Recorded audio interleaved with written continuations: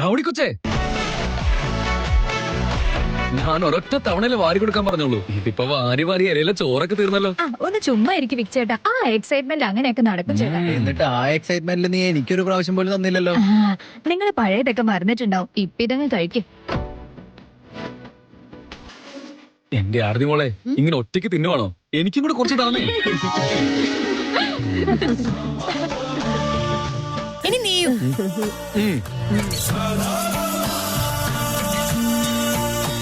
അയ്യോ, എല്ലാം നിങ്ങൾ മാറി മാറി കഴിച്ചാ പിന്നെ ഞങ്ങൾ എങ്ങനെയാ കഴിക്കുന്നത്? എന്തിനാ നീ ഇങ്ങനെ വെപ്രാളപ്പെടുന്നേ? ഒരു മിനിറ്റ് നിക്ക് നീ. എനിക്കൊരു കാര്യം പറയാനുണ്ട് എല്ലാവരോടും. ഇന്ന് ഞാൻ തന്നെ എല്ലാവർക്കും ഓരോ പിടി ചോറ് തരാം. സൂപ്പർ ഐഡിയ, അടിപൊളി.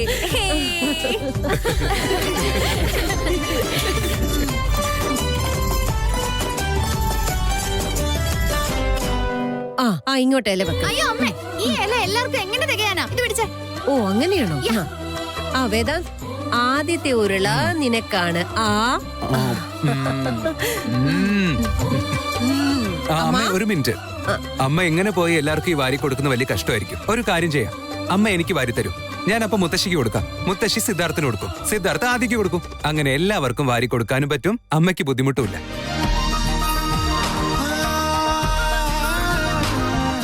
അത് കൊള്ളാലോ. അത് കൊള്ളാം, അത് കൊള്ളാം. അതെ അതെ, അത് കൊള്ളാം. മുത്തശ്ശി. വേദാന്തേ, നീ ആദ്യമായിട്ട് എനിക്ക് ഇതുപോലെ സ്നേഹത്തോടെ വാരി തരുന്നത്.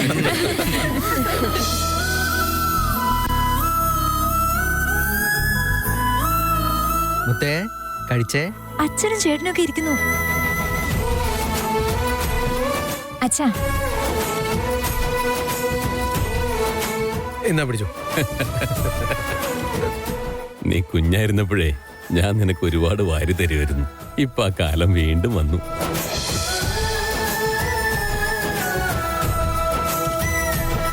ചേട്ടാ, എങ്ങനെയുണ്ട് എന്റെ ആള്?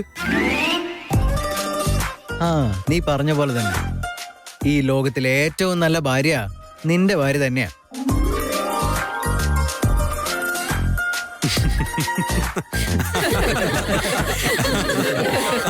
അമ്മേ, എനിക്ക് ഇങ്ങനെ ആരും വാരി തന്നിട്ടേ ഇല്ല. ഒരുപാട് സന്തോഷമായി അമ്മേ. സന്തോഷമായിട്ട് കഴിക്കും മോനെ. വേദാന്തേ, നമ്മുടെ വീട്ടിലെ അഞ്ജലി അതിഥി ഉണ്ടല്ലോ, എപ്പോഴും ഇങ്ങനെയാ വാരി കൊടുത്തു കൊടുത്ത് ഭക്ഷണം അങ്ങ് തീർക്കും. അതെ അതെ, ഇങ്ങനെ തിന്നു തിന്നാ നമ്മളുടെ അഹങ്കാരിക്കൊരു കുമ്പളങ്ങയായത്.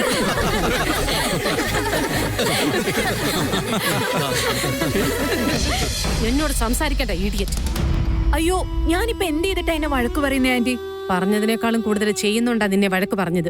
അല്ല, പറയുന്നത് അനുസരിക്കാൻ നിനക്ക് എന്താ ഇത്ര ബുദ്ധിമുട്ട്? അല്ല, ഇപ്പൊ എന്താ ഉണ്ടായത്? ഓ, നിനക്കൊന്നും അറിയില്ലല്ലേ? നീ ഒരാള് കാരണം ഇതൊക്കെ നടക്കുന്നത്. അല്ല, മറ്റുള്ളവരുടെ മുമ്പിൽ നിനക്ക് ആളായി കാണിക്കണമായിരുന്നു. അതിനുള്ള മണ്ടത്തരമേ കാണിക്കൂ.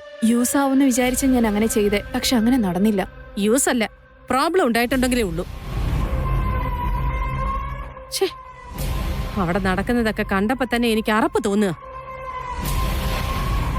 ഒരാള് മറ്റൊരാൾക്ക് വാരി കൊടുക്കുന്നു. ഇതിൽ പരം വൃത്തികേട് വേറെന്തെങ്കിലും ഉണ്ടോ? ഇതിനെല്ലാം സമ്മതം കൊടുത്ത നിങ്ങളുടെ മക്കള് തന്നെയാ. അത് ഞാനും കണ്ടു. ആ സമയത്ത് അവരെന്റെ മക്കളാണോന്ന് പോലും എനിക്ക് തോന്നിപ്പോയി.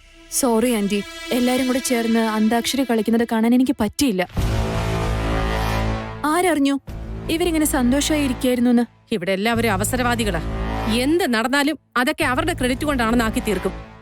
കാണുമ്പോ പാവങ്ങളെ പോലെ തോന്നുമെങ്കിലും നല്ല കില്ലാടികളാ അവര്. എനിക്കെല്ലാം കുറച്ചു കുറച്ച് മനസ്സിലാവുന്നുണ്ട് ആന്റി. നിനക്ക് മുഴുവൻ മനസ്സിലാവുന്ന സമയം കൊണ്ട് ഒരു ഭൂകമ്പം തന്നെ നടക്കും. ഈ വീട്ടിൽ എല്ലാവരും കൂടെ ചേർന്ന് എന്നെ ഇറിറ്റേറ്റ് ചെയ്തോണ്ടിരിക്കുക.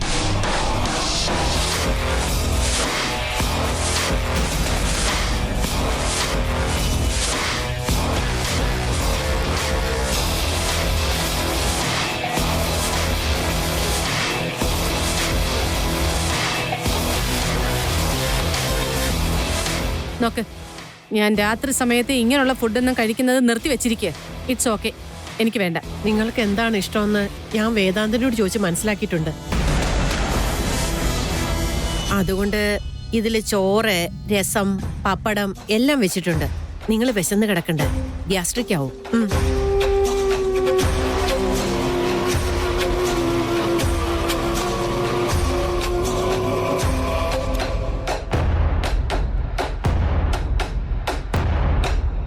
എന്റെ വീട്ടിൽ കയറി വന്നിട്ട് എന്നോട് അധികാരം കാണിക്കുക ഓരോരുത്തരും ചെയ്തോണ്ടിരിക്കുന്നേ. ഇവളും അതെ, ഇവളുടെ മക്കളും അതെ. നാളെ ഇവർ ഈ വീട്ടിൽ നിന്ന് പുറത്ത് പോകുന്നതിന് മുമ്പ് തന്നെ ഇവർക്ക് നാണക്കേട് ഞാൻ ഉണ്ടാക്കിയില്ലെങ്കിൽ എന്റെ പേര് സുഹാസിനി എന്നല്ല. I will take care of it anti.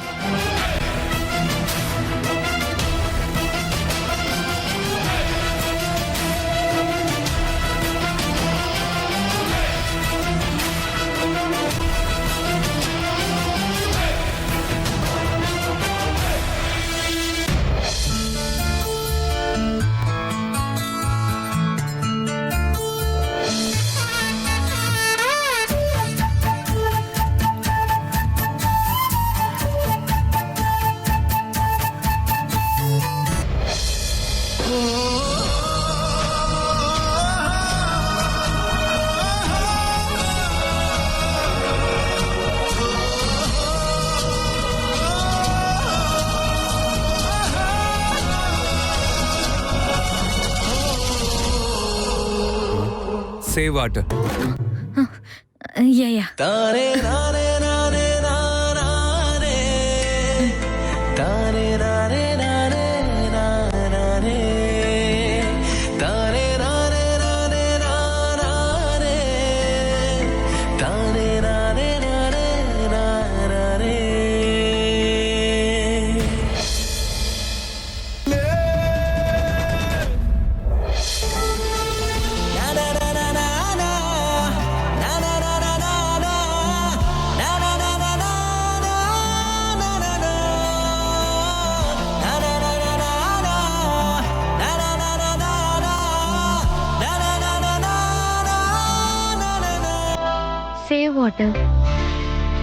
Good. എന്റെ ഡയലോഗ് ഇത്. നിങ്ങളുടെ കോപ്പി റൈറ്റ്.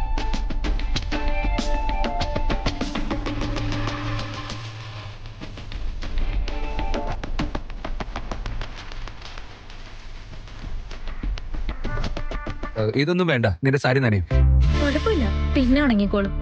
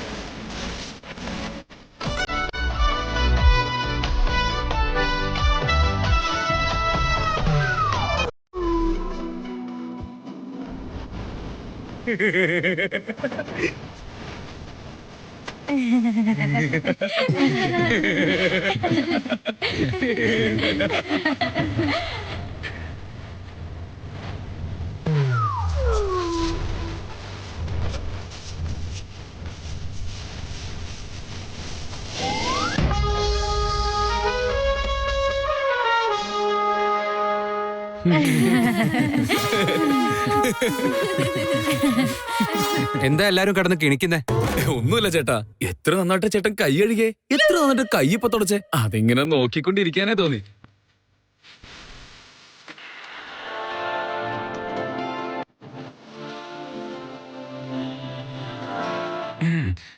അതിനിപ്പോ എന്താ, എല്ലാരും കൈ എഴുതുന്നതല്ലേ, എല്ലാരും കൈ തുടയ്ക്കാറുമുണ്ട്.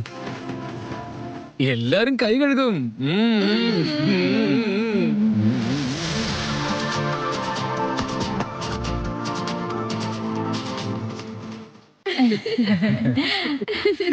എടി മുത്തേ, നീ ഇവിടെ നിന്നേ.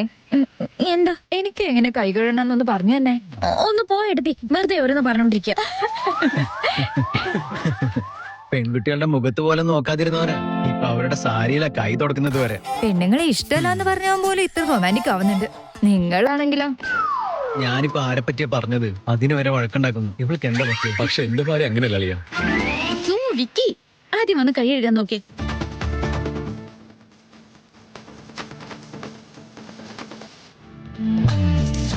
എന്താ ഇത് വിക്കി?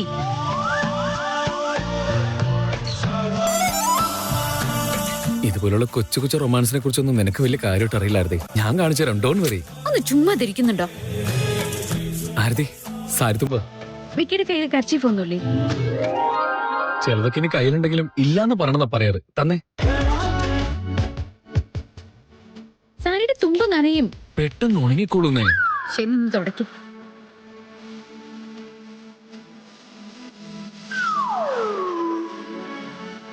കഴിഞ്ഞോ അളിയാ? തുടച്ചു കഴിഞ്ഞില്ലേ? ചെല്ല്. ഒന്ന് പോയാ. How sweet. അവിടെ വായി നോക്കി നിൽക്കാണ്ട് വാ, കൈ കഴുകാം.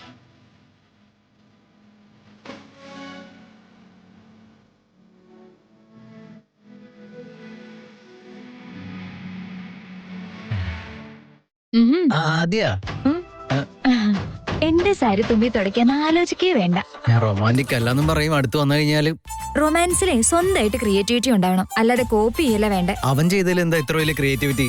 അതുകൊണ്ടാ പറയുന്നത് നിങ്ങൾ ഭൂലോക മണ്ടനാണ്, നിങ്ങൾ കൊരങ്ങന്മാരുടെ രാജാവാണെന്ന്. അല്ല, ഇവിളിപ്പോ എന്തിനാ എന്നെ കുരങ്ങാന്ന് വിളിച്ചേ?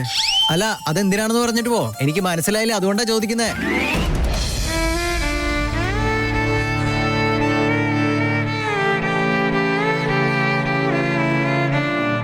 എന്താ ആലോചിക്കുന്ന നീ? ഞാനിങ്ങനെ ഓരോ പൊട്ടത്തരങ്ങളൊക്കെ പറയും, അതിനെപ്പറ്റി ഞാനിങ്ങനെ ആലോചിച്ചോണ്ടിരിക്കുകയായിരുന്നു. ഞാൻ നിന്നെ ഒരിക്കലും ഒരു മണ്ടിയായിട്ടൊന്നും കരുതിയിട്ടില്ല. നീ അങ്ങനെ പെരുമാറിയിട്ടുമില്ല. ഇപ്പൊ എന്തിനാ ഇങ്ങനെയൊക്കെ ആലോചിക്കുന്നു? അതങ്ങനെയൊന്നും അല്ലെന്നേ. ഓരോ പ്രാവശ്യം നമ്മുടെ മോളെ തിരിച്ചയക്കുമ്പോ അവളവിടെ എന്ത് ചെയ്യും, എങ്ങനെ ഉണ്ടാവുമെന്നൊക്കെ ഞാൻ ആലോചിക്കുകയായിരുന്നു. ഓരോ അമ്മയും ഇങ്ങനെയൊക്കെ തന്നെയല്ലേ ആലോചിക്കുന്നത്? അതേന്നെ, നമ്മുടെ ഭാഗ്യമാണോ അത് ആരതിയുടെ പുണ്യമാണോ എന്നറിയില്ല. ഇത്രയും വലിയ പണക്കാരുടെ വീട്ടിൽ മരുമകളായി നമ്മളെപ്പോലത്തെ മിഡിൽ ക്ലാസ് ആൾക്കാരുടെ വെറും സ്വപ്നമല്ലേ ഇതൊക്കെ. ഞാൻ ആഗ്രഹിച്ചതിനേക്കാളും വളരെ സന്തോഷത്തിലാണ് അവള്. അതിന് കാരണം അവരുടെ പണമൊന്നുമില്ല പ്രമി, അവര് പെരുമാറുന്ന രീതി, പിന്നെ നമ്മളുടെ മകളുടെ സ്വഭാവം. പക്ഷേ നമ്മളെ കൊണ്ട് ഇതിലും വലിയൊരു ബന്ധം അവൾക്കുണ്ടാക്കി കൊടുക്കാൻ പറ്റുമായിരുന്നോ? ഒരു പക്ഷെ പറ്റില്ലായിരിക്കാം. പക്ഷെ എങ്ങനത്തെ ബന്ധം അന്വേഷിച്ചാലും മകളുടെ സന്തോഷം മാത്രം ഓർത്തേ നമ്മളൊരു തീരുമാനമെടുക്കൂ. പക്ഷെ അതിനേക്കാളും നമ്മുടെ എല്ലാവരുടെയും ആ ഒത്തൊരുമയുടെ ഗുണത്തില് അവൾ എവിടെ പോയാലും നല്ല രീതിയിലേ പെരുമാറൂ. അതും സത്യ. അവൾക്കുള്ള പേഷ്യൻസ് നമ്മുടെ മക്കളിൽ വേറെ ആർക്കും ഞാൻ കണ്ടില്ല. അതുകൊണ്ട് എനിക്ക് ആകെ കൂടി ഒന്ന് പേടിയാവുക. എന്താ ആരതി എല്ലാ കഷ്ടപ്പാടും ബുദ്ധിമുട്ടും ഒക്കെ അനുഭവിച്ചു നിൽക്കുന്നതാണോ? എതിർത്ത് സംസാരിക്കുന്നതിനേക്കാളും അവള് മിണ്ടാതിരിക്കുന്നതാ ഏറ്റവും നല്ലതെന്ന് എനിക്ക് തോന്നുന്നേ. എന്നാ നമ്മുടെ അമ്മ ഉണ്ടല്ലോ, അവളാണെങ്കി ഇതൊന്നും കേട്ട വെറുതെ ഇരിക്കില്ല. അഥവാ ഇവളെ പോലെ ഒത്തൊരുമയായിട്ടൊന്നും അവള് പോയില്ല. ഇനി അടുത്തത് അമ്മുവാണെന്ന് ആലോചിക്കുമ്പോ അവൾക്കും ഇതേപോലെ ഒരു നല്ല ബന്ധം കിട്ടിയ എനിക്ക് ആകെ കൂടി ഒരു സമാധാനമായേനെ. അങ്ങനെ ആലോചിച്ച അത് കിട്ടിയ ഒരു ബന്ധമല്ലല്ലോ, അവളായിട്ട് തിരഞ്ഞെടുത്തതല്ലേ. നമ്മുടെ അമ്മുവിന്റെ ജീവിതത്തിൽ ഇങ്ങനെ തന്നെ ഒരാള് വരണമെന്നാണെങ്കിൽ അത് അങ്ങനെ തന്നെ നടക്കും പ്രമി. വേദാന്ത്, എനിക്ക് കുറച്ച് നിങ്ങളോട് സംസാരിക്കണമായിരുന്നു. പറഞ്ഞോളൂ. ആന്റി പറഞ്ഞ കാര്യം ചോദിക്കാനാ വന്നേ. എന്ത് കാര്യം?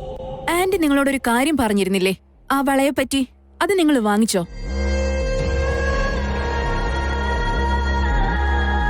അത് മുത്തശ്ശി. അത് പോട്ടെ, ഇപ്പൊ എന്തിനാ അത്? ഇതെന്താ ഇത്ര നിസ്സാരമായിട്ട് പറയുന്നേ? അത് ഇപ്പൊ അല്ലാതെ പിന്നെ എപ്പോ നടക്കണം? സാഹിത്യ, അത് ഇപ്പൊ ഉള്ള കൈകളിൽ സേഫാണ്. നീ അതിനെപ്പറ്റി വെറുതെ ആലോചിച്ച ടെൻഷൻ ആവണ്ട. നിങ്ങൾ എന്തിനാ ഇത്ര ലിബറൽ ആയിട്ട് ഇരിക്കുന്നതെന്ന് എനിക്കറിയില്ല. അത് സേഫ് ആയിട്ടുണ്ടോ ഇല്ലേ എന്നതല്ല കാര്യം.